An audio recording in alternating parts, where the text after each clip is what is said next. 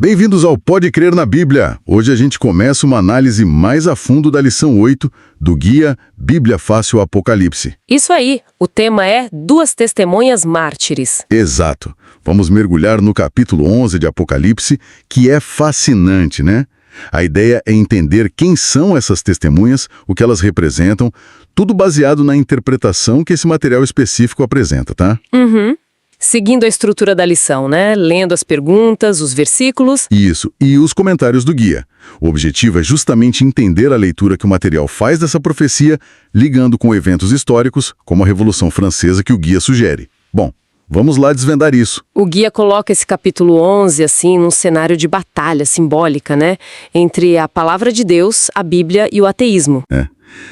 E, segundo eles, o clímax dessa interpretação seria a Revolução Francesa. Bom, a primeira pergunta que a lição levanta com base em Apocalipse, capítulo 11, versículo 3, é: quem são as duas testemunhas que profetizam por 1260 dias vestidas de pano de saco? Vamos ler o versículo, então. Apocalipse 11.3 diz: Darei às minhas duas testemunhas que profetizem por 1260 dias vestidas de pano de saco.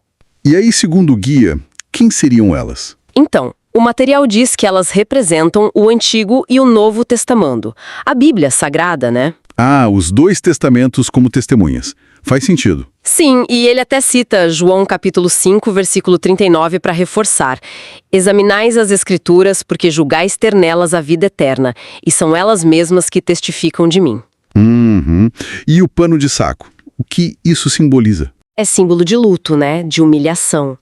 Então, representaria um período em que a Bíblia, de alguma forma, teria sido menos acessível ou meio obscurecida, segundo essa interpretação. Entendi. Isso leva direto para a segunda pergunta sobre os 1260 dias lá do mesmo versículo 3. O que eles significam? Olha, o fascinante aqui na abordagem do guia é que ele usa o princípio dia-ano. Ele menciona Ezequiel 4, versículos 6 e 7, né? Certo, onde um dia profético equivale a um ano literal. Exatamente. Então, 1260 dias proféticos viram 1260 anos literais. E o guia conecta esses 1260 anos a quê, especificamente? Ele liga esse período que iria de 538 depois de Cristo até 1798 a um tempo que ele chama de supremacia papal, onde a Bíblia não estaria tão disponível para o povo em geral. Nossa, é um período bem longo. Mas o guia também ressalta que a palavra continuou viva, né? Cita Hebreus 4:12, porque a palavra de Deus é viva e eficaz. E mais cortante do que qualquer espada de dois gumes. É um verso forte. Sim, e também Salmo 119, verso 105. Lâmpada para os meus pés é a tua palavra e luz para o meu caminho. Mesmo nesse período, a palavra persistiu. O guia até menciona grupos como os valdenses que teriam ajudado a preservar, né? Interessante. Bom, vamos para a terceira pergunta. Qual a autoridade dessas testemunhas? Baseado em Apocalipse 11, verso 6. Vamos ler o 6. Elas têm autoridade para fechar o céu, para que não chova durante os dias em que profetizarem. Têm autoridade também sobre as águas, para convertê-las em sangue, bem como para ferir a terra com toda sorte de flagelos, tantas vezes quantas quiserem. É um poder bem grande, né? Sim. E como o guia interpreta isso? Ele compara com o poder de Elias, que orou para não chover, né? Tá lá em 1 Reis 17.1 e Tiago 5. E também com Moisés, que trouxe as pragas sobre o Egito. Então, é uma autoridade simbólica ligada ao poder inerente da própria palavra de Deus. Exatamente essa a leitura do guia. O poder que a Bíblia tem. Faz sentido. Seguindo a história no capítulo, a quarta pergunta usa o versículo 7. Quando e como a besta que surge do abismo ataca as testemunhas? O verso 7 diz: Quando tiverem então concluído o testemunho que devem dar, a besta que surge do abismo pelejará contra elas, e as vencerá e matará. E quando isso acontece, segundo o guia? A análise deles é que o ataque ocorre depois dos 1260 anos, ou seja, depois de 1798. E quem seria essa besta do abismo? O guia interpreta como Satanás, mas agindo através de instrumentos humanos. E nesse contexto específico, ele aponta para as forças do ateísmo que se manifestaram com força na Revolução Francesa. Entendi a conexão que eles fazem. Pulando para a sexta pergunta, que fala da grande cidade onde os corpos ficam expostos. Apocalipse 11, verso 8. Isso, vamos ler o 8. E o seu cadáver ficará estirado na praça da grande cidade, que espiritualmente se chama Sodoma e Egito, onde também o seu Senhor foi crucificado. Uma descrição bem forte. Como o guia decodifica Sodoma e Egito? Então, Sodoma seria símbolo da licenciosidade, da imoralidade, e Egito do ateísmo, do desafio aberto a Deus. E a parte onde também o seu Senhor foi crucificado? É interpretado como Cristo sendo perseguido nos seus seguidores, sabe?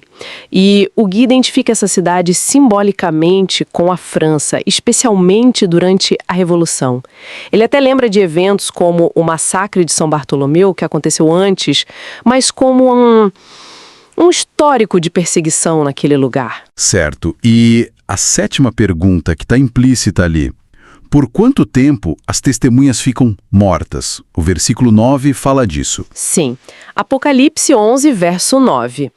E muitos dentre os povos, tribos, línguas e nações contemplam os cadáveres das duas testemunhas por 3 dias e meio e não permitem que esses cadáveres sejam sepultados. 3 dias e meio. E como o guia interpreta esse tempo? Aqui é interessante. Ele não usa o dia-ano. Ele interpreta como 3 anos e meio literais. Literais. E aplica a que período? Ele aplica ao auge da Revolução Francesa, o chamado Reinado de Terror. O guia data isso de novembro de 1793 a junho de 1797. Um período, segundo eles, de rejeição oficial a Deus e à Bíblia. É mesmo. O que aconteceu nesse período, segundo o guia? Eles descrevem queima de bíblias, fechamento de igrejas, até a abolição do descanso semanal e a instituição da tal deusa da razão. Um ataque bem direto, né? Nossa, um cenário bem sombrio, mas aí vem a virada, né? A 9ª pergunta, sobre a ressurreição e ascensão delas, versículos 11 e 12. Exato. Vamos ler Apocalipse 11, versos 11 e 12. E depois dos 3 dias e meio, um espírito de vida vindo da parte de Deus neles penetrou. E eles se ergueram sobre os pés, e aqueles que os viram sobreveio grande medo. E as duas testemunhas ouviram grande voz vinda do céu, dizendo-lhes: Subi para aqui.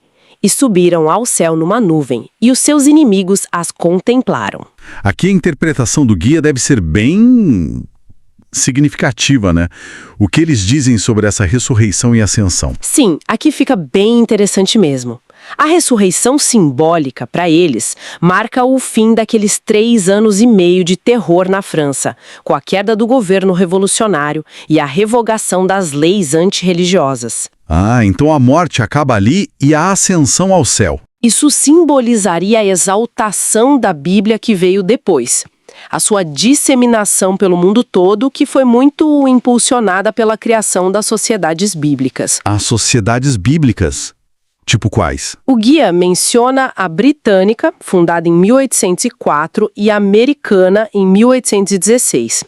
Elas foram cruciais para traduzir e distribuir a Bíblia em larga escala, né?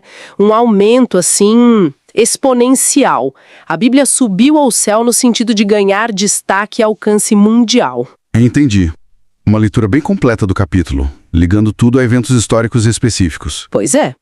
Resumindo a visão da lição 8, Apocalipse 11 seria essa alegoria da história da Bíblia, né? Passando por perseguição, seja pela supremacia papal, seja pelo ateísmo revolucionário francês, segundo a interpretação, mas sendo preservada e, no fim, exaltada por Deus. Uma mensagem de resiliência da palavra. Exato. E o guia levanta uma reflexão, né? Diz que talvez a perseguição hoje não seja tão aberta como nesses exemplos históricos, mas a batalha pela influência da palavra de Deus continua. Talvez hoje o desafio seja mais a superficialidade no estudo ou a negligência do que um ataque direto.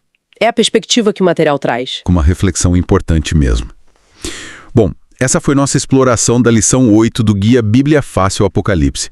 E olha só, para quem quiser se aprofundar, o material completo está disponível para baixar de graça, tá? O link está aqui na descrição do vídeo. É uma ótima oportunidade para estudar por conta própria. Com certeza. E se essa nossa conversa aqui foi útil para você, ajudou a clarear as ideias, não esquece de curtir o vídeo, compartilhar com quem você acha que vai gostar e, claro, se inscrever aqui no canal Pode Querer na Bíblia. Isso aí, para não perder os próximos estudos, que são diários. Exatamente. Nosso próximo encontro já está marcado. Vamos analisar a lição 9, A Mulher e o Dragão. Outro capítulo-chave de Apocalipse cheio de simbolismo. Ah, esse promete. Um confronto cósmico ali. Vai ser bom. Então fica o convite. Pense um pouco sobre essa mensagem de hoje, sobre a força e a resiliência da palavra de Deus. Valeu pela companhia e até a próxima. Até lá.